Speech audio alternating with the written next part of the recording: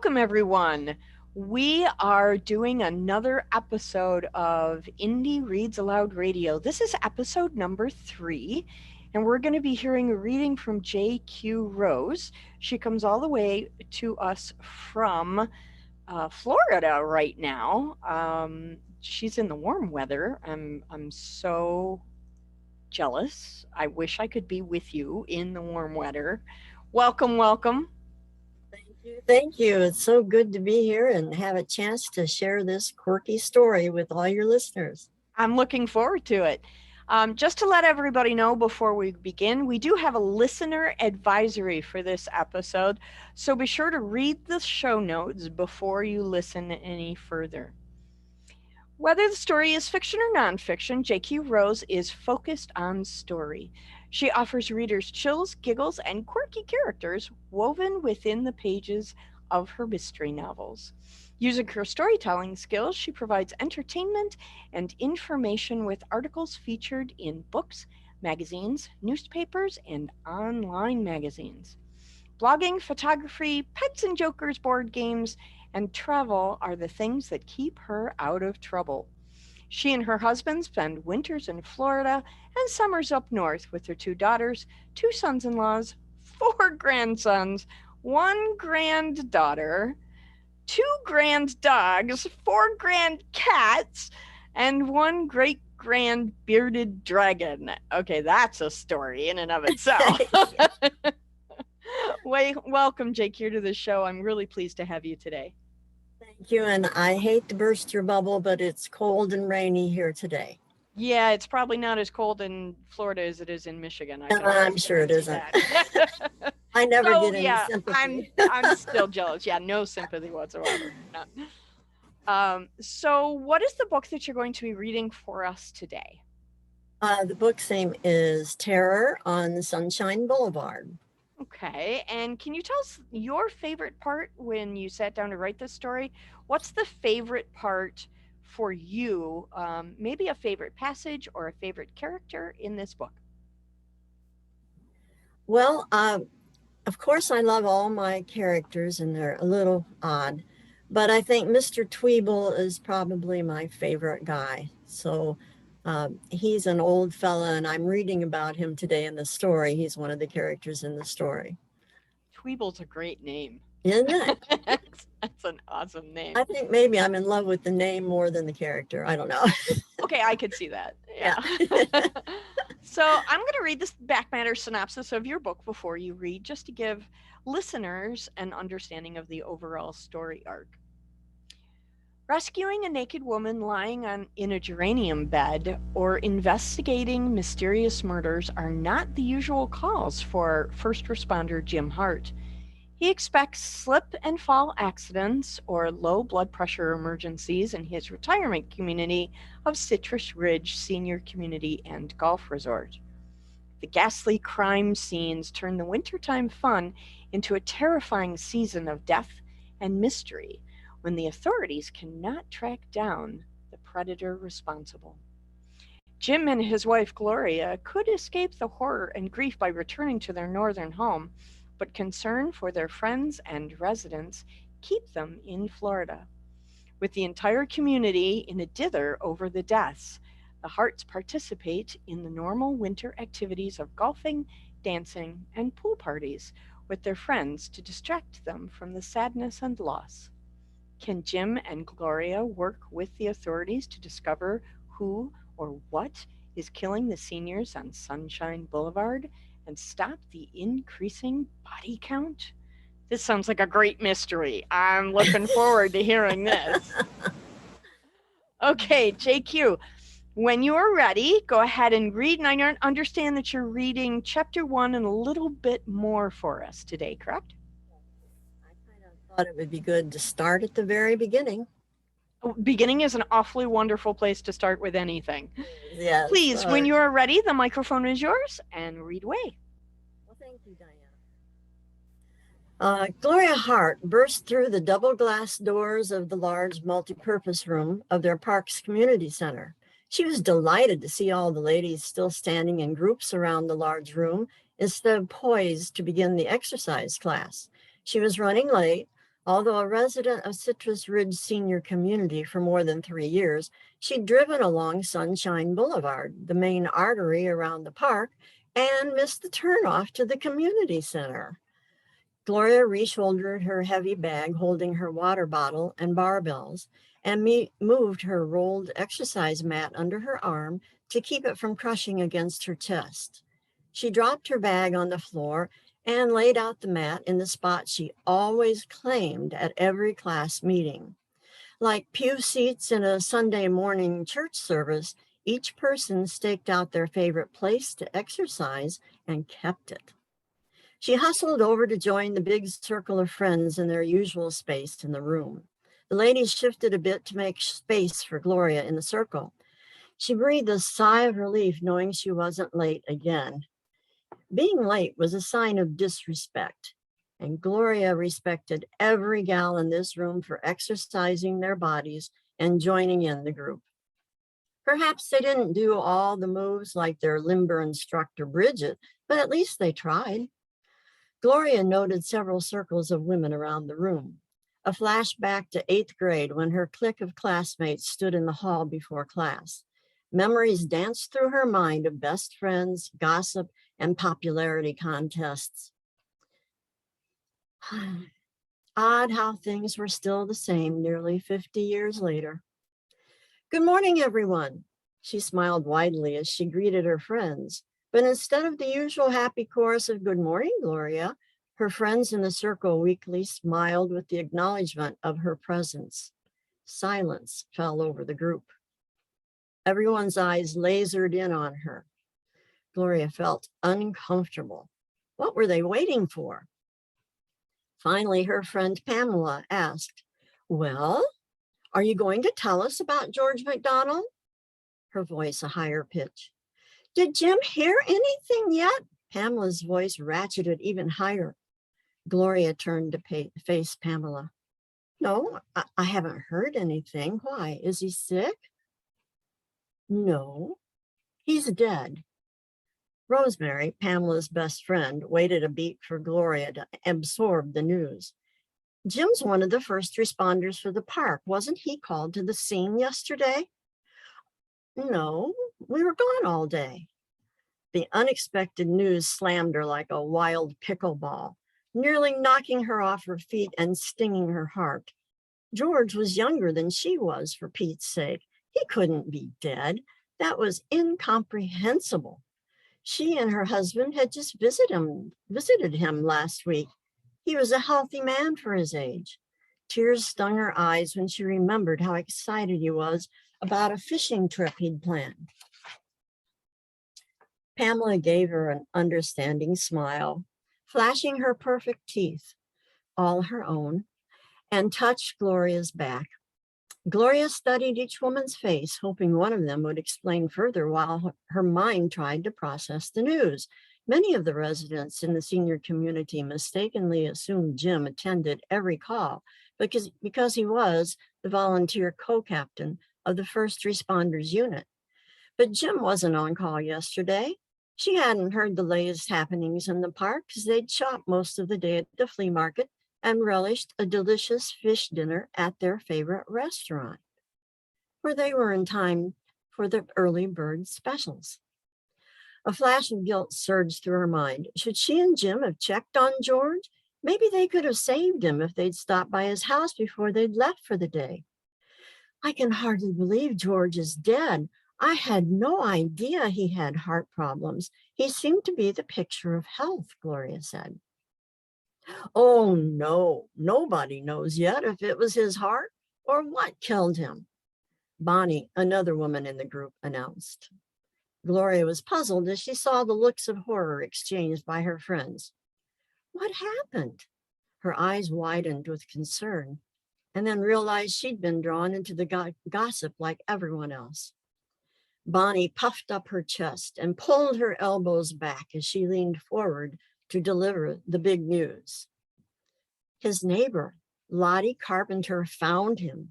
She smelled him rotting in his house. She wrinkled her nose in disgust. Oh, my word! Gloria covered her mouth and wanted to gag as if she smelled poor George. That poor man, I cannot imagine. At the front of the room, Bridget clapped her hands to get the ladies' attention. Okay, everyone, are we ready to get moving this morning? With that announcement, the circles of women broke up and the ladies rushed to their mats. Gloria's questions wouldn't be answered now, but the exercises could help her avoid thinking of George dying alone in his house. And rotting? She shook her head and squinched her eyes to try and erase the picture in her mind of their dead friend.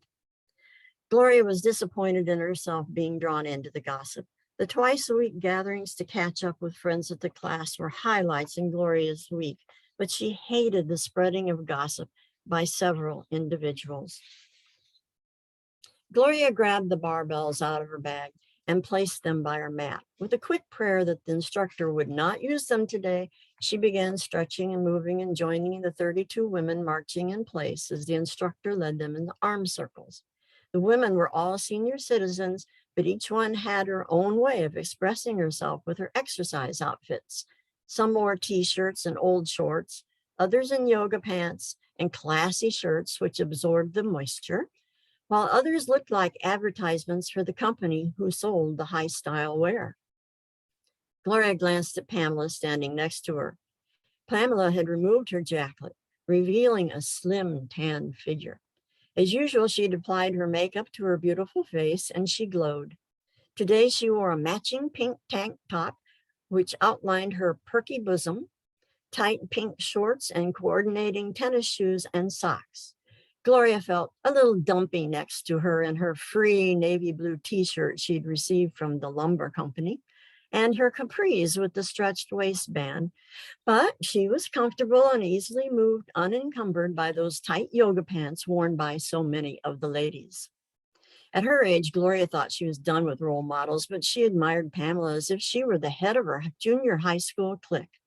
Not only was Pamela beautiful, but she was also gracious and self-confident, friendly and kind. Gloria wanted to be just like her, even if she were a senior citizen now and not a teen. After a few minutes, they stopped to practice cleansing breaths. Next, Bridget counted off the shoulder rolls, 5 with the left and 5 with the right, but Gloria messed up which shoulder to raise when she thought of George and wondered if Jim had been notified yet. Stretching her sides and back with the group, she tried to focus on the movements, counting how many times she alternately touched her toes. Concentrating on exercising was difficult with all the questions about George's death swirling through her head. The group of ladies talking and giggling as they exercised near her also ruined her concentration. Then she'd heard the tooting on the other side of her. The undeniable, no way to cover it, loud explosions of gas. Somehow all this movement got the body, as well as the gas inside, moving. Little bubbles and big ones escaped without any warning. Most of the time, the women never said anything, but today the sound was loud enough for the whole group to hear the resounding bombs. Finally, all the ladies broke out in laughter that rolled through the room. Gloria was glad for the interruption. The giggling helped to clear her thoughts of sadness about George. Now, ladies, pick up your weights. All of the women grabbed their barbells except Gloria. Instead, she shoved her weights back into her bag. She had to get home to tell Jim about George's death. Surely he would have heard about it and could explain what killed George. Pamela sidestepped over to her while lifting her barbells up to her shoulders. Everything okay? It's George. Gloria's throat closed, leaving her unable to speak. She stooped over and rolled her mat up on the floor. Sorry, I have to go. I'll talk to you later. Gloria didn't give her a chance to reply or ask questions as she rushed for the door and out into the parking lot. She didn't even notice the warmth of the winter sunlight on her face when she exited the peach-colored Spanish-style community center. The regal palms against the blue sky outlined the parking lot on the fringes of the bocce ball, shuffleboard, and pickleball courts. Gloria pitched her bag in the back seat, slammed the back door of the Buick, then settled in the driver's seat. She took a deep breath to calm herself before turning on the ignition. Always a careful driver, she checked the rearview mirror to see if a walker or bicycler was behind her, backed out of the parking spot, and maneuvered through the lot, passing the swimming pool and golf clubhouse complex. Looking right, then left, and spotting no golf carts or vehicles on the road, she turned onto the street leading to Sunshine Boulevard. She usually relished driving along the 4-lane road that circled the outer perimeter of the double-wide homes in the large park. Lush plantings of palm trees and native Florida plants growing in dense beds enhanced the median separating the lanes. Moisture collected in her eyes as she breathed in the beauty of the scene, knowing George would never experience a beautiful day like this again. As soon as she turned onto her street, Lemon Avenue, she smashed her foot on the brake to avoid running over Mr. Tweeble. Sitting comfortably in his red electric 4-wheeled scooter, walking his little dog on a leather leash in the middle of the road, the old man never even turned around. The big Buick bearing down on him didn't faze him because he was practically blind and had no idea she'd nearly squashed him like a palmetto bug with her enormous vehicle. Gloria pounded the steering wheel while she waited on the old man. Better the steering wheel than the old man. She tooted her horn so he would know she was behind him and lingered only a few feet from the bumper of his golf cart. Wanting to get home to tell Jim about George, but delayed by Mr. Tweeble's lack of concern for others on the road, only added to the frustration building inside her. How had she not seen the old man with his round belly lapped over his belt, wearing a yellowed white shirt, black suspenders, and red plaid shorts? Knee-high black dress socks and black dress shoes completed his usual attire. If she hadn't been thinking about George's death, she would have seen Mr. Tweeble sooner. Gloria spotted her neighbor Ethel across the street, watching the whole scene with a slight smile on her face. Usually Ethel's gruff exterior never broke, but she seemed to be enjoying Gloria's frustrating situation. After waiting for what felt like forever before she could get around the old man, Gloria passed Ethel and didn't even take time to wave. She continued down the street, then swung into her driveway and parked the Buick under the carport. She jumped out, opened the back door to grab her exercise equipment, then slapped her forehead when she realized she'd left her mat at the community center. She stood staring at the lonesome bag on the seat. Oh, Gloria, calm down. She grabbed the bag, slammed the car door, and rushed from the carport through the back door to the kitchen. Jim! Gloria threw the keys and bag on the kitchen counter. She scurried through the kitchen to the tiny living room. Jim, she called louder. He wasn't in their small double-wide home. She retraced her steps through the kitchen and gingerly stepped down the steps to the carport. She darted into the attached shed, housing the laundry room with storage in the front and Jim's workshop in back, then hurried through the workshop and out the door to the neat little backyard and found him watering their postage stamp-sized vegetable garden. She marched up to her tall husband dressed in his old work clothes. Did you hear about George McDonald? Gloria shook her auburn hair, compliments of her favorite brand of hair color, number 118. Her clear blue eyes grew misty. Yes, I heard. Jim's dark eyes, filled with sadness, pierced her heart. He kinked the hose to stop the water flow and dragged it to the faucet on the back of the house. He turned the tap to cut off the stream of water and dropped the hose to the freshly cut grass. How sad he died alone. Do you know he wasn't discovered for so long? His body just rotted. Her hands covered her face as she sobbed. Gloria, let's go in the house so we can talk about George. He touched the small of her back to direct her to the back door. Gloria knew her husband of 35 years well enough to realize something wasn't right. He never stopped watering the garden until he was finished. And then to ask her to come in the house instead of picking up his tools and carrying them into the shed was so unlike him. As they stepped into the bright kitchen, Jim turned to her. Looking straight into her eyes, he said, "Royce called this morning. George's death was peculiar." Those are his exact words, peculiar. Jim was friends with the county ME, Royce Williams.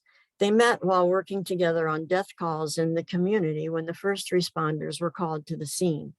Living in a retirement community, the medical examiner and EMTs were frequent visitors. An ambulance at a home was not a significant deal in Citrus Ridge. It was part of life and death in the senior park, earning its name as God's waiting room.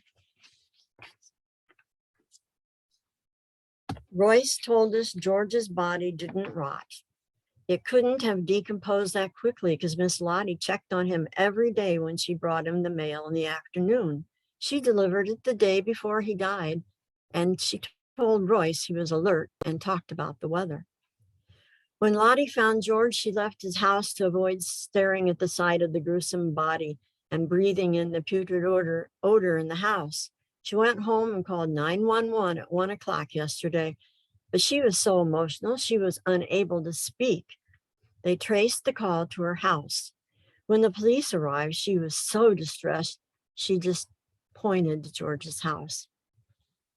Jim stopped a minute to take a breath. Gloria touched his shoulder, wishing she knew what to do to soothe his anguish. They discovered George sitting in the living room in his recliner. His body was mustard yellow. His clothes were melted to his body. The odor wasn't a rotting smell, more like burning or scorching. In fact, the fabric in the chair was charred. Ron was the first responder. He hesitated before he went on. Clearing his throat, he said, "He told me when he and the paramedics touched the body, it turned to powder." Gloria sucked in her breath. Her hands jerked to her chest. "Dear God, what happened, Jim? What have caused that?" Jim shook his head. "I don't know. No one knows. Ron arrived at the scene first, and you know Ron, always talking and telling great stories." Gloria remembered the usually fun-loving, raucous Ron. "Royce told me there was such a look of horror in Ron's eyes. He was traumatized by what he saw. Ron told him he moved George's wrist and his hand fell, making a pile of yellow ashes on the floor." Dear God. Her knees buckled, but Jim caught her and helped her walk into the dining room. He eased her down into the wooden chair at the table, concern etching his face. She swallowed hard to keep the nausea at bay. Jim wiped his eyes with his fingers. "I don't know how Ron and Lottie will ever forget this nightmare." The ominous feeling of danger washed over her. Jim sat down heavily in the chair across from Gloria, reaching his hand across the table. She rested her hand lightly on his. After 35 years of marriage, they needed no words. The touch was comfort enough to carry them through what she feared would be the difficult days ahead. A few nights later, Mr. Tweeble woke up with a start when his dog Jingles began barking loud enough to wake him, even if he wasn't wearing his hearing aids. "Jingles, Jingles, hush up, will ya? It's 3 o'clock in the morning. You're going to wake the neighborhood with your barking." He remembered Jingles barking and whining like that when he drove his electric scooter near George McDonald's house that afternoon.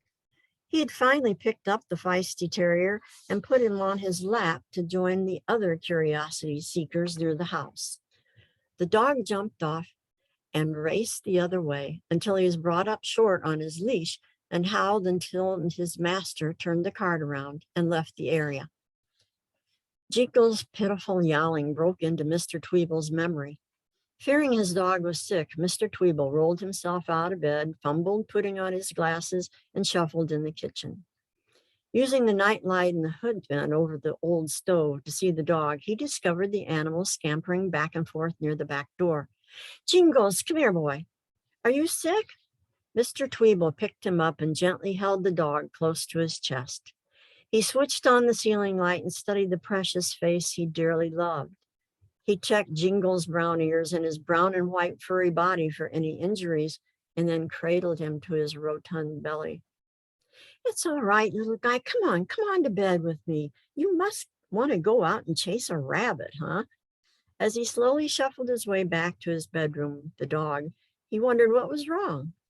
Mr. Tweeble made a mental note to check behind the couch for an accident in the morning. He lay down on the rumpled bed and enfolded the trembling dog in his arms. Suddenly, Jingles wriggled free and sprang up, barking nonstop. He leaped from the bed and raced out of the room. A flash of searing yellow light filled the room, blinding Mr. Tweeble, and the smell of his own scorched flesh burned his nostrils. Mr. Tweeble's next-door neighbor, Doris Hadley, couldn't sleep. She prowled through her cupboards to find a snack, sometimes slurping up some Raisin Bran cereal and milk and watching a late-night movie on the AMC channel made her sleepy. Placing her spoon and bowl on the table next to the chair, she pulled her heavy robe around her thin body and sat down in her lounger. She clicked the remote and the TV across the room shined bright in the darkened room, pleased to discover a favorite oldie on the classic movie channel, Casablanca. She traded the remote for her cereal and concentrated on watching the movie and indulging in the nighttime treat. After a few minutes, she turned up the volume and then again turned it louder. Ungluing her eyes from the TV screen, she realized the conversation between Humphrey Bogart and Ingrid Bergman was lost due to Mr. Tweeble's confounded dog barking and howling over the movie's audio. Doris set aside her cereal bowl on the end table. She pulled her frail body from the deep seat, ready to make a phone call to Ralph Tweeble to complain about the dog. Of course, once she was up, the pet quit yapping. She looked out the window to scan Ralph's yard to see if he had let the dog out into the backyard, but the motion light wasn't on. She cocked her good ear toward toward his house and listened. Ah, silence from next door. Maybe now she'd watch her movie with no annoying barking. Doris picked up her cereal bowl and returned to the kitchen to fill it with more Raisin Bran and milk. She settled down in front of the maple TV console. As she brought a spoonful of her midnight snack to her lips, the terrier next door began raising the roof with his howls and yelps again. She had enough of that damn dog. She wrestled herself up from the recliner as fast as her stiff body would allow and spied out the window. She stood mesmerized by a dazzling yellow light blazing through old man Tweeble's house. Momentarily blinded by the amazing brightness, she scrambled out to her screened-in porch to get a better view and caught a whiff of the most putrid odor she had ever smelled in her 79 years on this earth. Doris moved as quickly as her legs tolerated to call 911. Where was that dad-burned phone? Who ever thought of cordless phones anyway? When there were phones hooked up to the wall with the cord on the handset, no one missed a call because they couldn't find the damn thing. She was exasperated, but she was more scared the house next door might explode into flames if she didn't call right away. Doris checked the kitchen table, the couch cushions, and the nightstand by the bed for the phone. Finally, she found it where it should be, on the desk in the charger. She grabbed it and called 911. Come quick. There was a flash of bright light next door. Something's on fire. Doris clutched her chest, unable to breathe. Hurry! Everything turned black as she passed out and fell to the floor, the phone clattering down next to her. In that early morning, the first responders discovered two bodies in their respective homes on Sunshine Boulevard, Mr. Ralph Tweeble and Mrs. Doris Hadley. The aura of death and mystery overshadowed the dazzling sunny day. Thank you very much. That was an awesome reading.